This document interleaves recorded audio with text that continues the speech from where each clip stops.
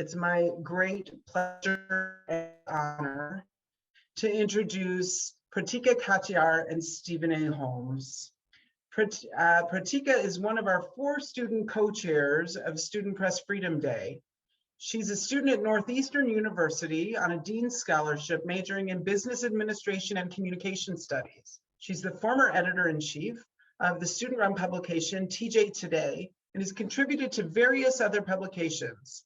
Over the past few years, she's lobbied tirelessly to get New Voices legislation passed in her home state of Virginia and across the nation. For her work, she's been featured in several news outlets, including Teen Vogue, NBC Washington, and ABC7. And most importantly, maybe for this conversation, she had a wonderful op-ed published last year in the Richmond Times as an outcome of this workshop. And my colleague, Stephen A. Holmes, not only is one of my favorite people in the universe and is a member of the SPLC Board of Directors, but he is a veteran journalist with more than 40 years in the business. He recently retired as the executive director of standards and practice at CNN. And so we've roped him into doing some wonderful training for us about op-ed writing and a variety of other issues.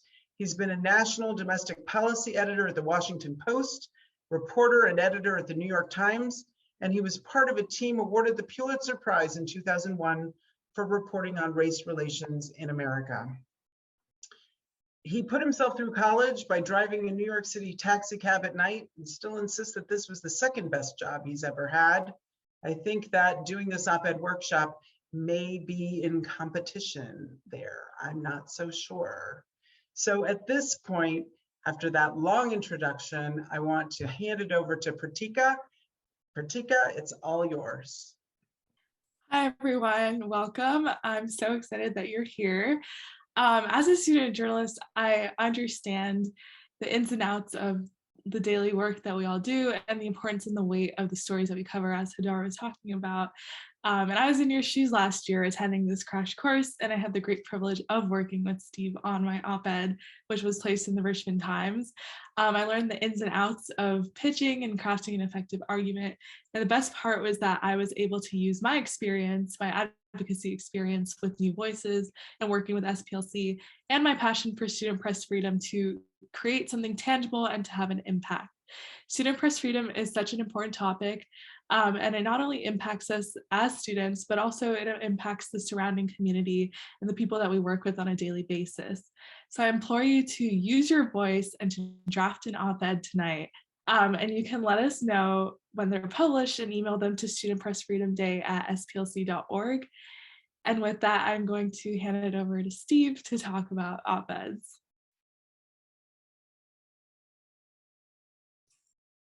Thanks, Pratika, and welcome everybody. Thanks for signing up. I hope I'll be able to give you some good insights into what makes an effective op-ed and where and how to get it placed. As already been mentioned, if you have any questions, please submit them to the chat.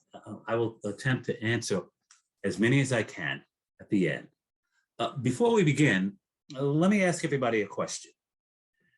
How many of you out there have drafted an op-ed before? I believe you see on your screen, you have an opportunity to answer this question. Just click on either yes or no, and then submit, and we'll get to your answers later on. So let me say at the beginning, if I can get my head out from behind the question. What I'm going to present to you tonight is a subjective view. Drafting an effective op-ed is really more an art than it is a science. There really aren't any hard and fast rules. They're just guidelines, and people can disagree with those guidelines, with what those guidelines are. What I'm going to give you are mine. You can do with them what you will, but they are mine. Okay, let's get started. So, Hannah Jones is angry. I mean, she's really pissed. Here's how I can tell.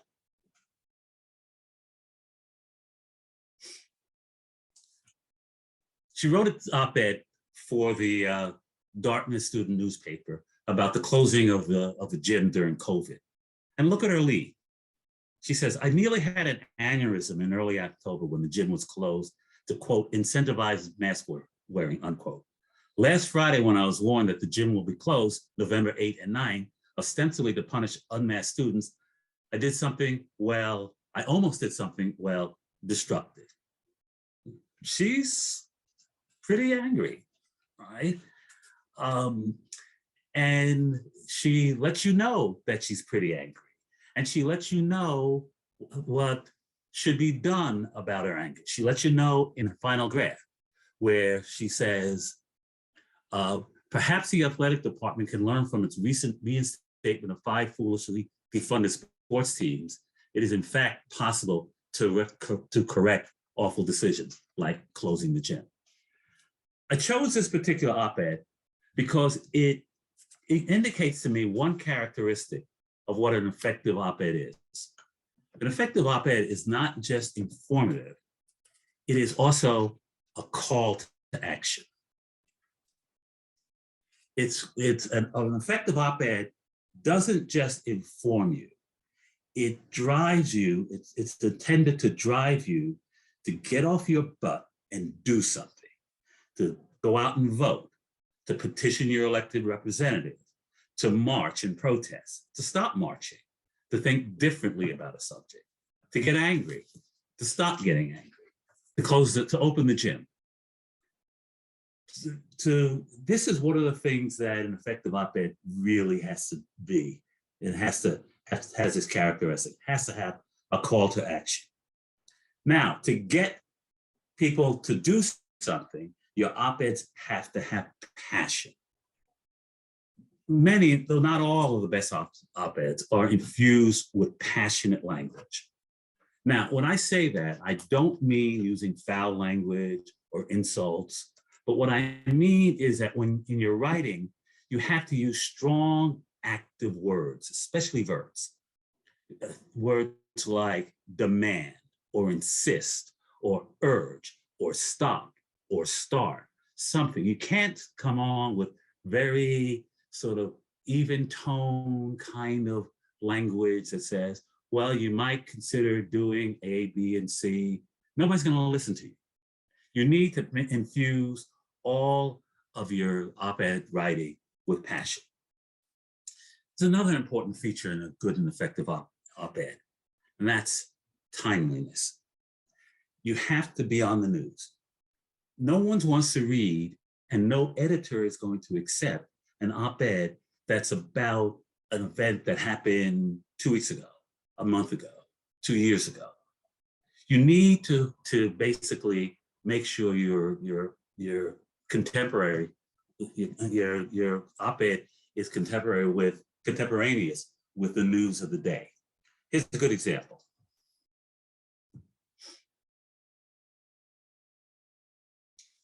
Christian nationalism is one of Trump's most powerful weapons.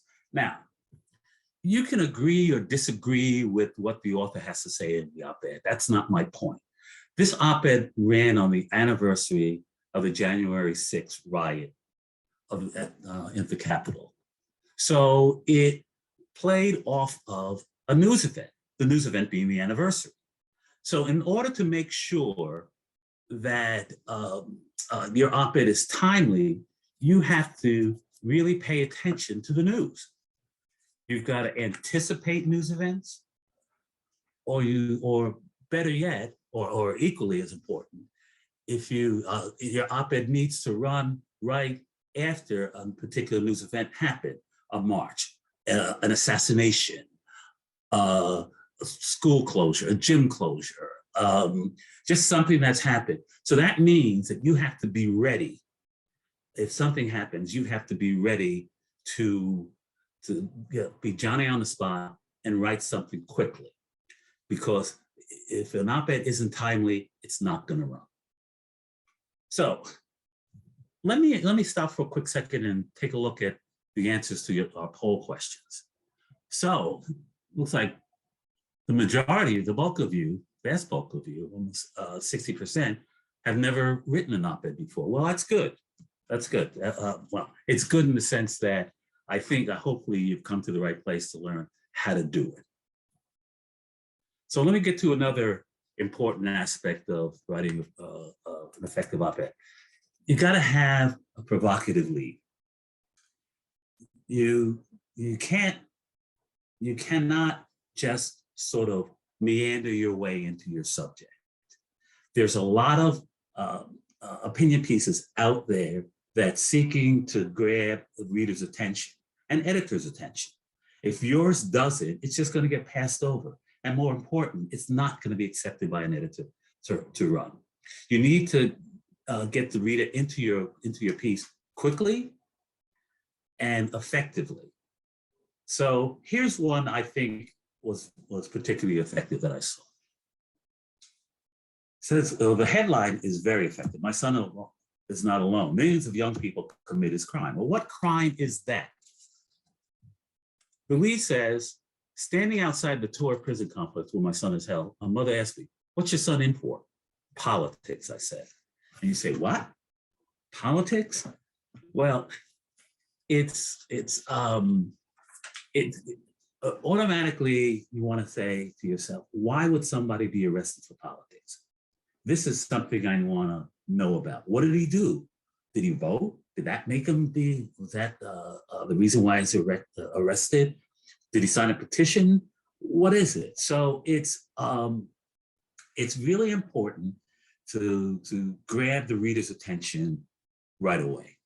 This particular op-ed does two things. One, it grabs the reader's attention, but the second thing is that it does is almost equally as important because it answers a very critical question that readers are going to ask, and certainly editors are going to ask when they first look at your submission for an op-ed. And you're going to have to answer this question. The question is, who the heck are you anyway? I mean, to write it, who the heck are you? Why should I be paying any attention to you? You're gonna have to, and editors are really gonna wanna know. Isn't that right, Jody?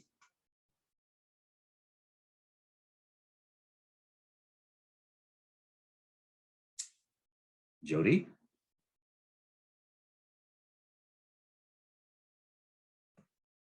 Well, my friend Jody, oops, here she is. Yes, Steve, that's true. Listen, when I open up a pitch as an opinion editor, I need to know pretty quickly why I should care about what you have to say. Just because you have an opinion on something doesn't mean that you need to be writing an op-ed about that particular topic. And so before you even spend time, all that precious time of yours sitting down to write a piece, you need to think about two main things. Number one, do you have some sort of authority to speak about this particular topic? Are you an expert in this space that you want to talk about?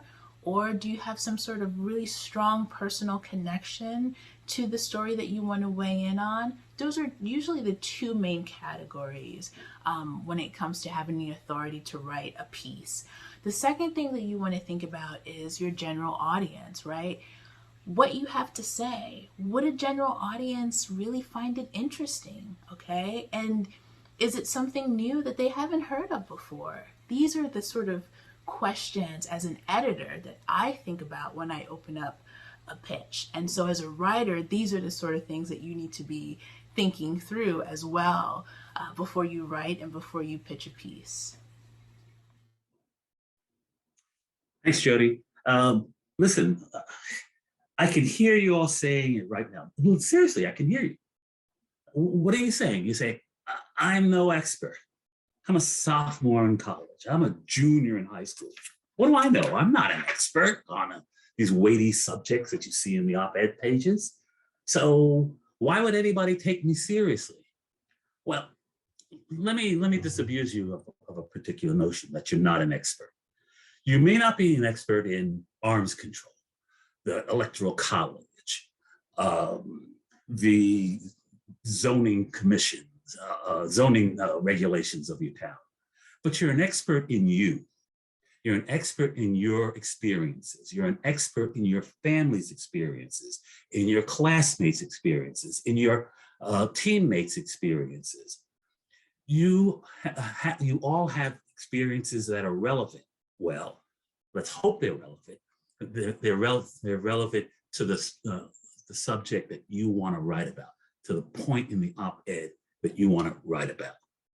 So your experiences may not be as dramatic as having a son or brother or a father who's been arrested for politics, but your everyday experiences may be worth writing an op-ed about. Let me give you an example.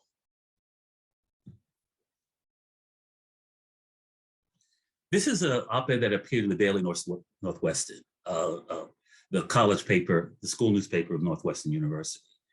And it's about by a woman who's writing an op-ed who talks about she's tired. She works as a greeter at the local gym, right? And what she's tired of is constantly being hit on by the guys who check in to work out at the gym. So she says in her second graph, my experience in a customer service job speaks to the truth of that report. She references a report in the lead. As a front desk staff member at a local gym, my job consisted of answering phones, checking gym members, and enduring the constant barrage of sexualized comments and inappropriate behavior. So, is this as dramatic as being arrested for voting? No, but I would guess that there are hundreds, if not thousands, of women and men out there who have jobs that mean that they have to interact with the public, who are constantly find themselves a subject of maybe sexual harassment, maybe another kind of harassment, racial harassment. The whole point is that there are people who are not being respected. Now that's something that lots of people can relate to, and it's a worthy subject for an op-ed. So anyhow, my point is that your experiences can be the subject of an op-ed, and look at them carefully and figure out those experiences that are illustrative of a particular point that you might want to make. Anyhow, the question of who the heck are you sort of leads me to another point I want to make about crafting an effective op-ed. What you're doing is more than just telling your story or showing off your expertise. What you're doing is venturing an opinion on a given subject. So let me give you a piece of advice to consider when you're writing an op-ed. Lots of people have opinions. You have to ask yourself, why should anybody care about yours? And the awful truth is nobody does. Nobody cares about your opinion. Let me repeat that because it's really important for you to take into that. You could be the captain of the football team, the head cheerleader, the valedictorian, the class clown, the nicest person in the world. Doesn't make any difference. Nobody cares about your opinion until you make them. That's your job. That's what you've got to do. It could be in your nut graph, it could be infused throughout your piece, but the important thing to remember is that you have to make people care about your opinion, about why what you have to say is important and important to their lives. Now, how do you make them? Well, there's a couple of ways, a couple of things that I do, that I've done in the past to try and get people to understand the importance of my opinion. The first thing is avoid preaching to the choir. And the simple point is, don't write your op-eds so that it just to with the audience in mind of your friends and people who agree with you. That will not be, you'll end up just with a pretty ineffective op-ed because you're not challenging yourself to really think about what you're saying and its importance. I always say, aim your arguments at your crazy uncle, you know, the guy who always shows up at your Thanksgiving dinner and starts spouting off the latest thing he's picked up on the internet. Just, you know, he's the guy you have to convince. Not necessarily convince him to agree with you, but to convince him to understand the importance of what you're saying. That's the first step. Get people to understand why what your opinion is important. Another tip. Redemption stories. Redemption stories are always good fodder. You know, you want to show examples of how the opinions that you were espousing made a difference, how it turned a situation that was terrible into one that's really good, or a person who was off on the wrong track into this exemplar of civic virtue. Redemption stories are always good ways to get people to understand why it's important. I mean, if somebody reads your opinion and you say that this particular program was doing terribly, but did so-and-so and so-and-so, which is what I'm advocating, and now they're doing great, you're starting to win people over. Another idea, be prescriptive. Don't just complain about things in your op-eds. Put forward solutions. I mean, they can be radical, they can be moderate, they can be pie in the sky, they can be workable, they can be super liberal, super conservative. I don't care. Don't make any difference to me. But the point is, you have to put forward solutions. And everybody can just complain. One of the things that bothers me more than anything when I read an op-ed is when I run across the phrase that so-and-so, Biden, Congress, Trump, whomever, should quote unquote do something. And I say, okay, do what? If you're gonna write an effective op-ed, you're gonna have to say what it is you're gonna have to do. Last hint of that I think makes a difference in getting people to really think about your opinion is display original thinking. Let me point to a particular op-ed that was written by some guy. Oh, it was written by me. I wrote this op-ed a couple of years ago during the height of the conflict over tearing down Confederate monuments. And one of the things I tried to do in this piece was to bring a new perspective to it. The arguments for tearing them down or leaving them up, you know, we all heard them. They're memorials to a racist cause that defended slavery. Oh no, they're really a part of history, et cetera, et cetera. So what I wrote was about this Confederate general that nobody has ever heard of. And why is it that nobody ever heard of General James Longstreet? He was a very effective Confederate general. Robert E. Lee once called him my right arm.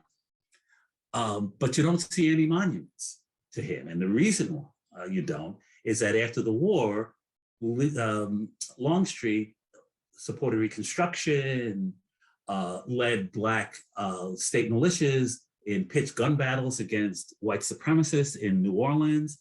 In other words, to many of the people who are now saying that Confederate monuments are just part of our heritage, he was a traitor. So that's why you don't see him. So the point I was trying to make is that, no, it's not just about heritage. It's about selecting history to celebrate history to make a particular point. And the particular point is to intimidate and subjugate Black people. That was my point. But I came at it from a very different way.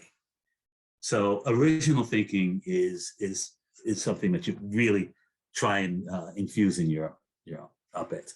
Let me make a couple small points, and then we'll try and wrap it up. Be concise. 800 to 900 words is probably about the optimum length, but make sure you get an agreement with the editor that you're working with at SLM. Make sure your writing is clear. You don't want run-on sentences. You don't want sentences that defy, you don't want to be contradicting what you say in one paragraph with what you say in another. You should read your work aloud. Read it to yourself aloud. You'll catch typos, you'll catch run-on sentences, you'll catch muddled thinking. I always say your ear is your best editor. Use it, okay? Before I go, before I go on, I wanna ask a second question. For those who have written an op-ed, how many have gotten it placed in a publication outside of your school newspaper?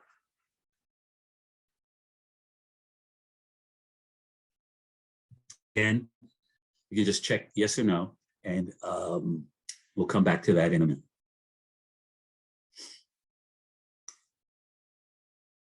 So anyhow, let me go on for a little bit. You may have noticed there's been a recurring theme in what I've talked about, and that is I keep mentioning reaching readers and reaching editors. And that's because you really shouldn't make a distinction between writing an op-ed and placing an op-ed.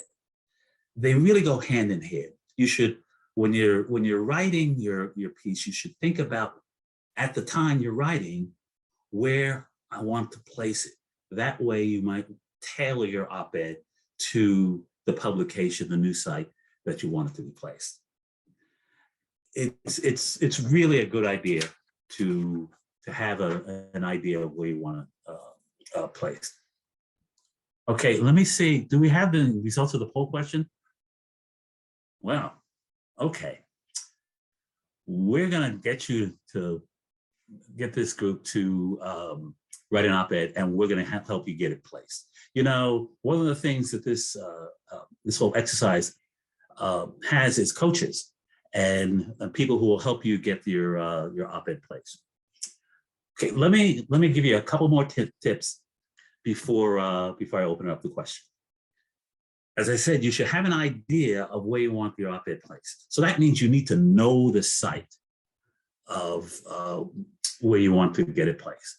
You should read the op-ed pages of, you know, if you want to place it in the New York Times, you should read the op-ed pages of the New York Times.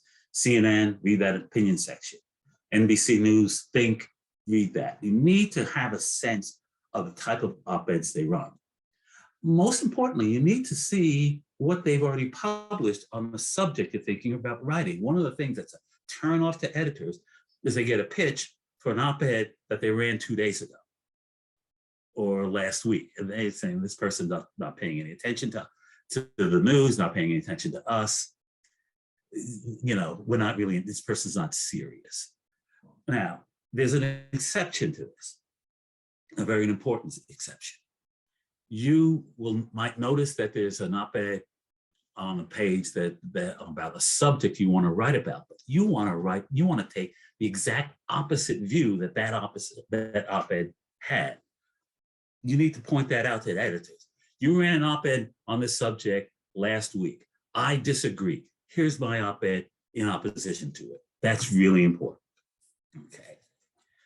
When you present your op-ed, you need to write a pitch letter, right? Keep it somewhat formal, introduce yourself, state the thesis of your piece, explain why you, who the heck are you, can write about it, and why it's an important subject for them to publish, all right?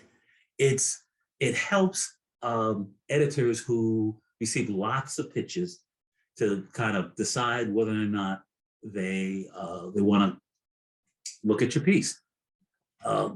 It's really important. Don't just think that if you just send an op-ed that somebody's going to run it. Some places do, but it really helps to write a pitch letter because it makes the job of editors easier, and editors always want to make their jobs easier. Be nimble.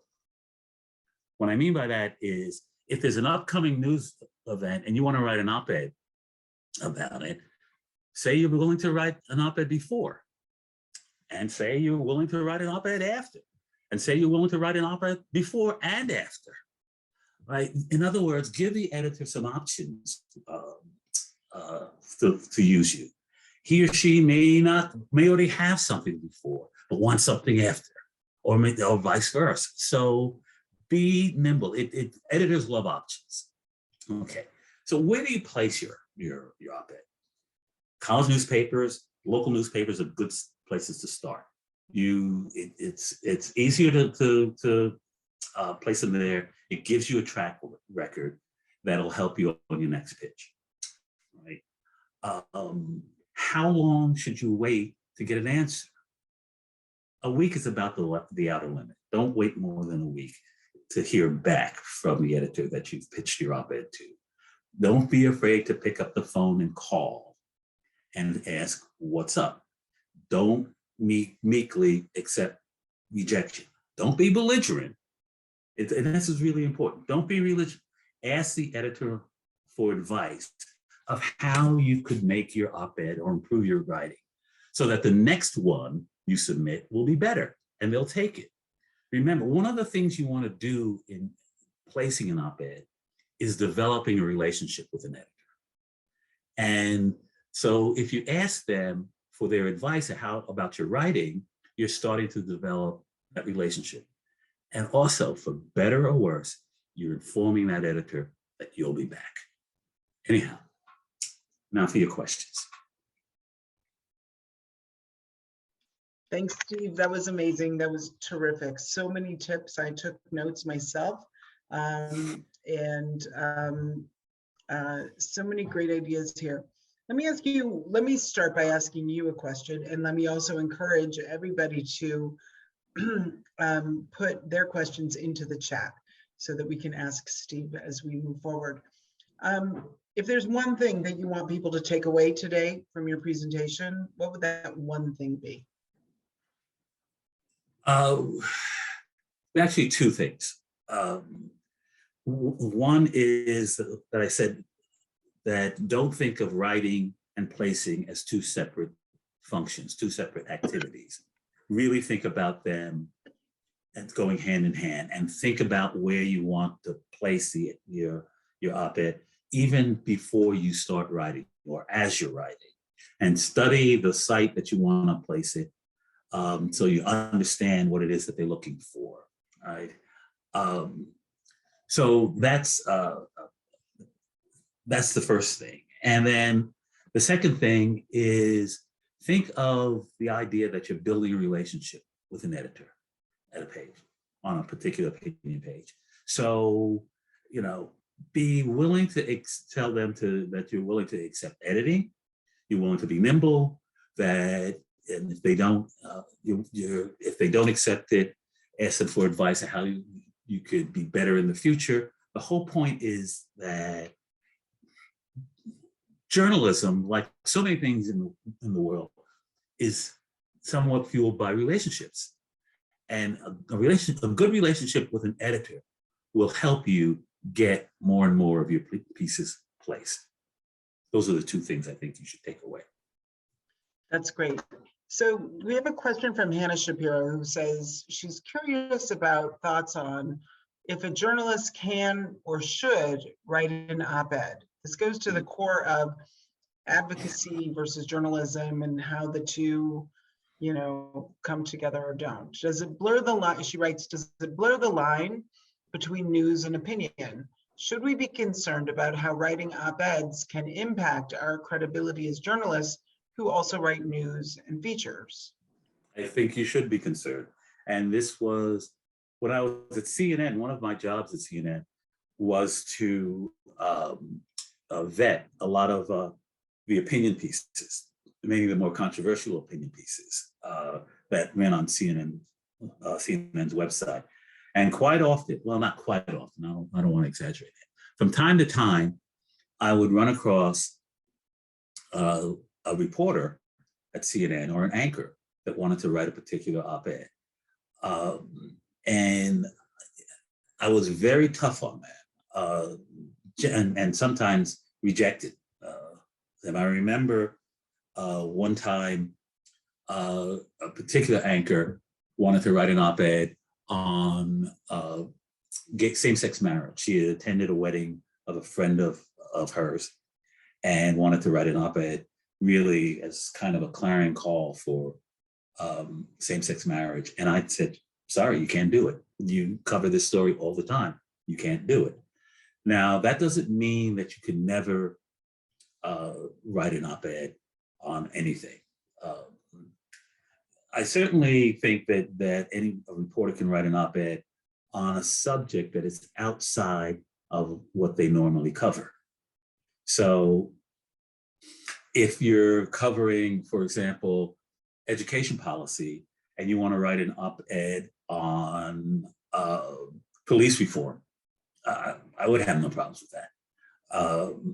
And I don't think anybody would have any problems with that. Well, I can't say that nobody would, but I think that's fair. That's fair game. I discourage you from writing op-eds about the areas that you normally cover.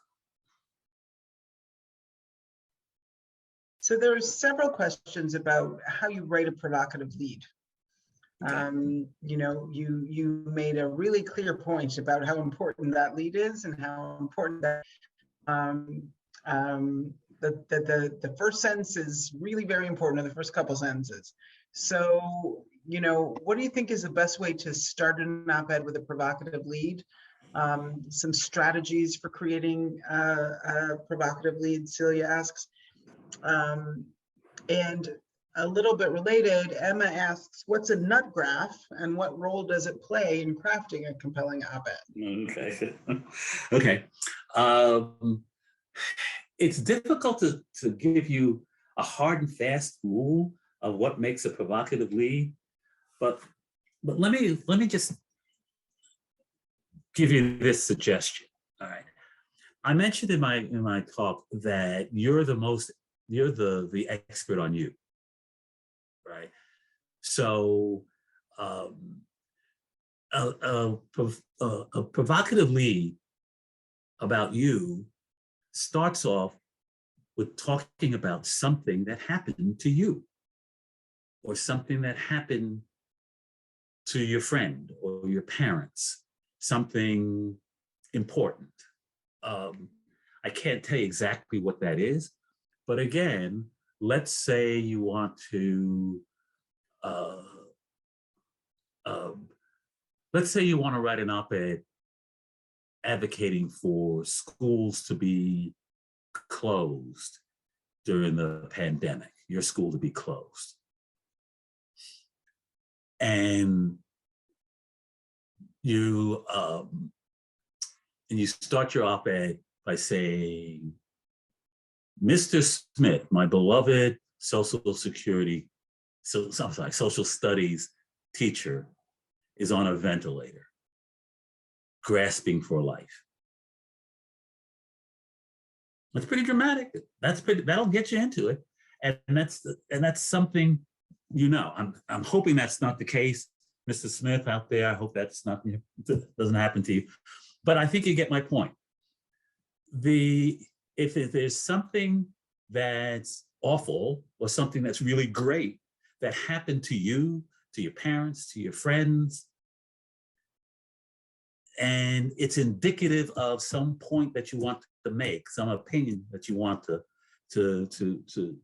state, then start with you, or start with your friends, and start with that, whatever that dramatic thing that happened to you or your friends. That's a provocative lead. That will get people to read your piece. I'm sorry, was there a second part of the question? If there was, I forgot it in my long-winded answer. The nut graph. Right, a nut graph. A nut graph is sort of the graph in the story that says why this op-ed is important. Right? When I talk about you've got to make people care about your opinion, you can do it in your nut graph. Your nut graph, your nut graph doesn't have to be placed in any particular place in your op-ed. It could be that your lead is your nut graph. But there's one paragraph that hits everybody. Bam, this is why I believe this is important. And you've got to be really strong with it. You've got to be really careful with it. And when you write it, I would always advise, write it several times. Don't just write it once. Write it 2, 3, 4, 5 times till you make sure that it gets across why people should be paying attention to what you got to say. Great. So Steve, I just want to clarify, because, you know, the question about whether journalists should be writing op-ed pieces and whether that creates, you know, some conflict. And you said that you should be writing about things that you don't normally write about. Correct. So, you know, things that are outside of your beat. But when we're talking about student press freedom, and we're talking about student journalists who are reporting on everything, how does that not create a tension? I don't think that there's tension there or conflict there. I mean, people might argue that what you're arguing in an op-ed piece on student press freedom is something that greatly affects you. Well, yeah, but that's the point. You know, what you're arguing about and what you're saying if you're writing an op-ed on student press freedom is the ability to do your job and have your job respected. That's not a conflict, in my view. That's a right. Great. So here's another question from Claude, who asks, should we submit our same op-ed to multiple different editors or stick to just one? Stick to just one. For the moment, unless you get rejected, right? I know for sure that there are a number of news sites that if they learn that you've submitted an op-ed to more than one, to another site, including theirs, they will automatically reject you. Automatically, they just say, okay.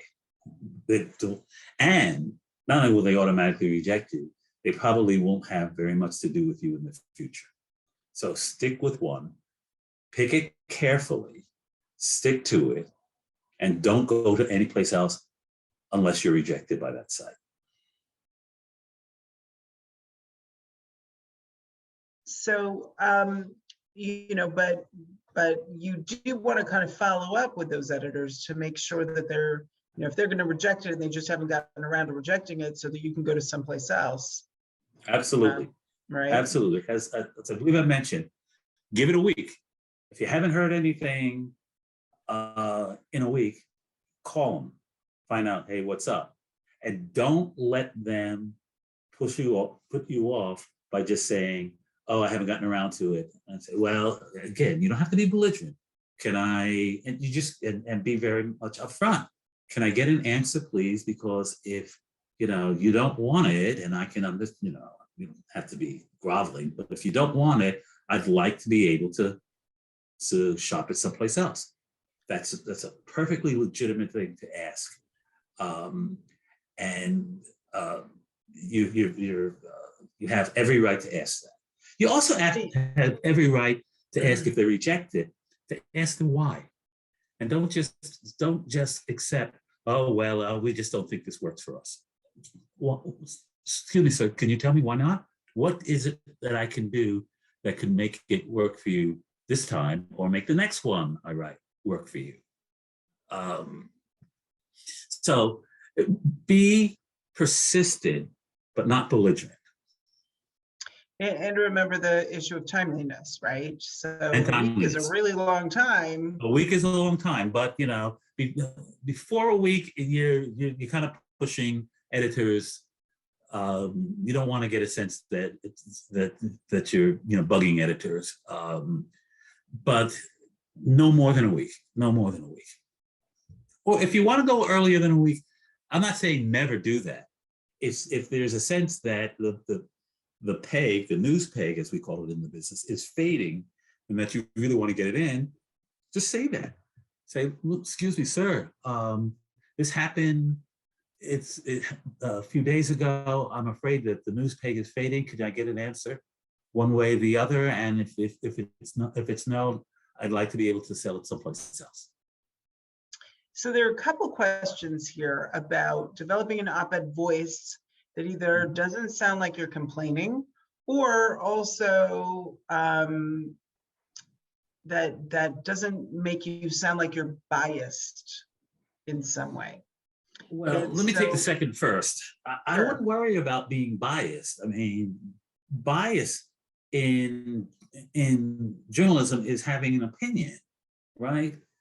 By definition, what you're doing is writing an opinion piece. So don't worry about being biased, okay?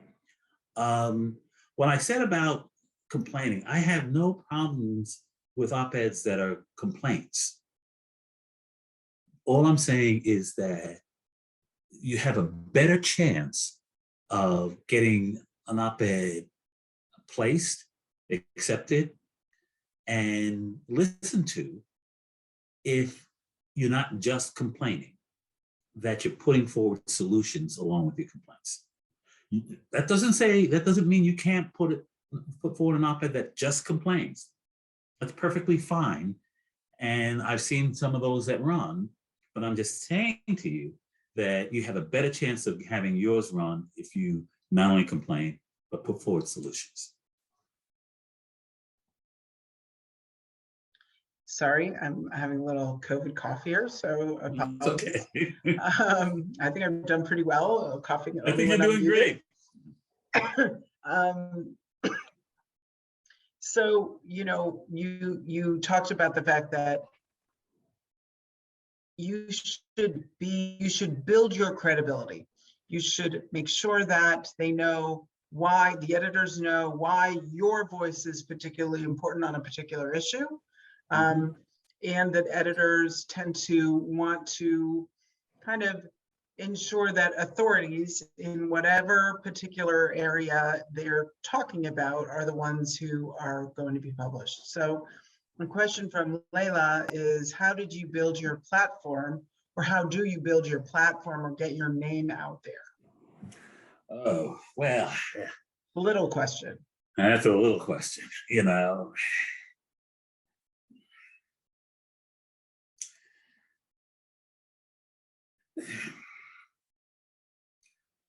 I had mentioned earlier about writing op-eds for your student newspaper or for your local newspaper. It gives you practice at writing op-eds. It gives you a track record, and with a track record comes credibility.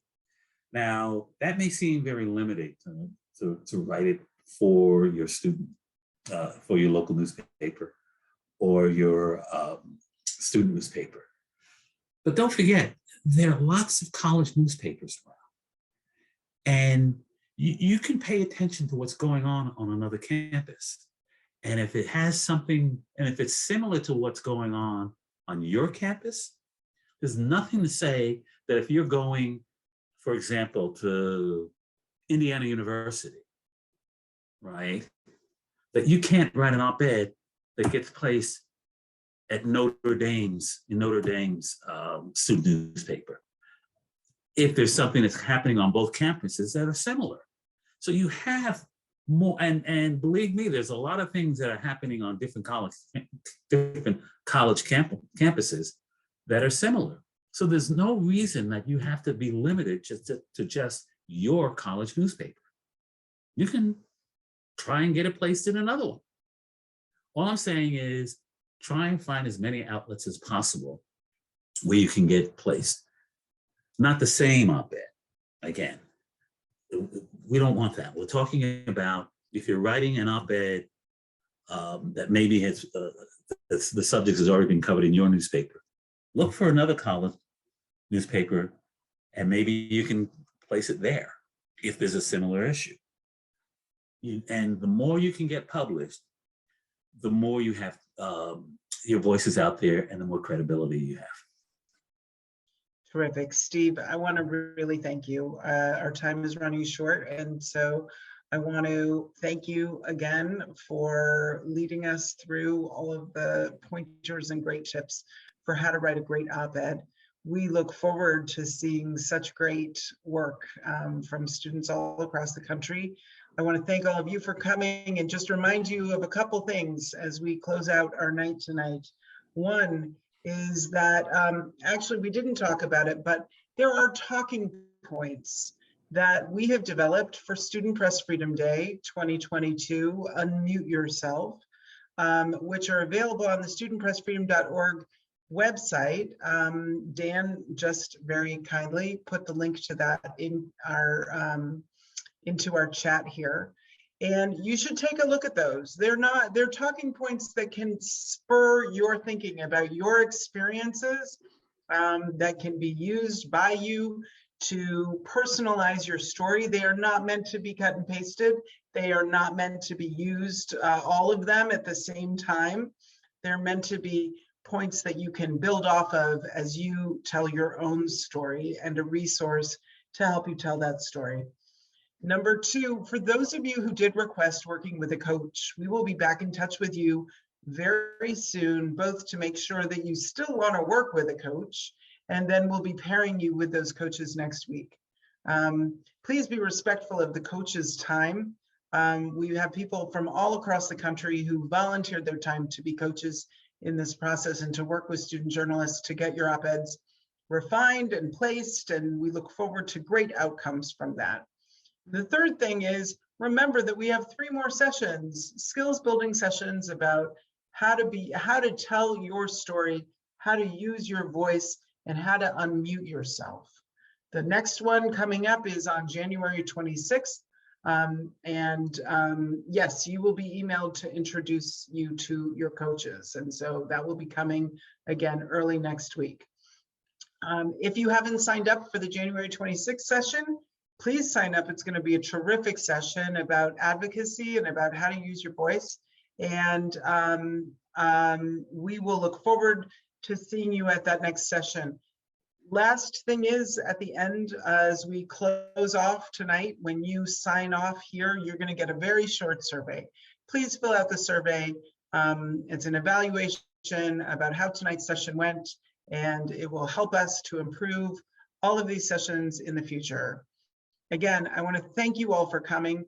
I want to thank my colleague Danielle Dietrich, who was running tech this evening beautifully, and to Dan, who has been putting stuff in.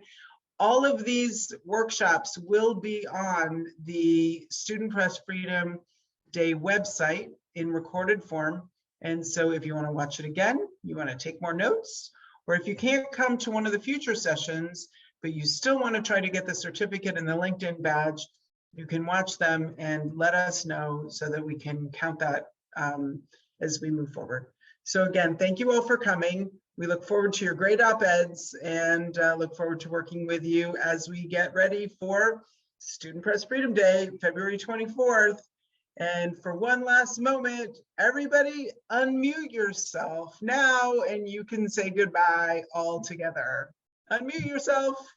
Goodbye. Bye. Thank you so much. Bye. Great Your evening. voices. Take care, everybody. Thank you. Good night, everybody.